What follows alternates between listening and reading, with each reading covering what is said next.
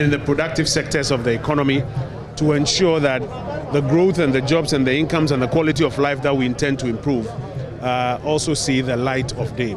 And then finally, the biggest challenge we have today, COVID, is also well provided for with this adjustment in VAT to enable us pay for the COVID-related expenses, which will be with us probably in the medium term. So I think all in all, it balances the various needs in a fine way that doesn't overburden the Ghanaian people. Let's look at some of the tax measures in the COVID era. Some would say that does it come across as a government that is insensitive to businesses and the people are. So petroleum tax, it was going to increase petroleum prices in a time when my colleague Ato Forsen would like to join us, so you can make some way for him. But again, let's look at the bit about the petroleum taxes as well. Yes, I mean, already prices are skyrocketing.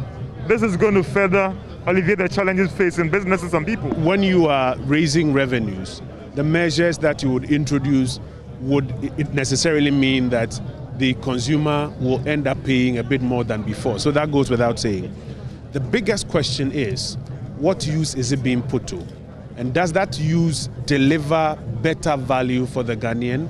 Or would we prefer a scenario where we do not raise that resource and therefore we are not able to deliver that?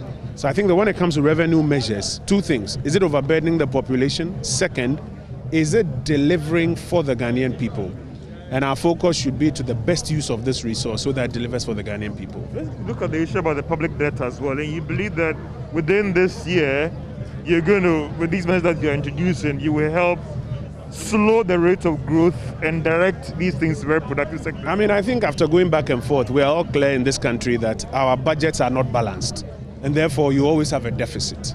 The question is, what is the size of the deficit year on year?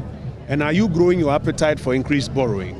You will notice that between 2017 and 2020 first quarter, we gradually brought the deficit position down and even enacted the law to ensure that it didn't go beyond 5%.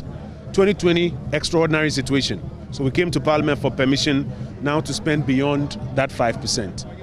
What is exciting for me is a signal that government has given with a clear commitment in this budget to bring it down to about 9% from the about 11% where it is. And the clear announcement that we intend to have a medium-term path that brings us to 9%, maybe 7%, and then get back to 5%. So over a medium term, a clear fiscal consolidation program that ensures that we don't keep ballooning our debt position or our deficits out of gear. And I think that it's something that we should all encourage government to stick to.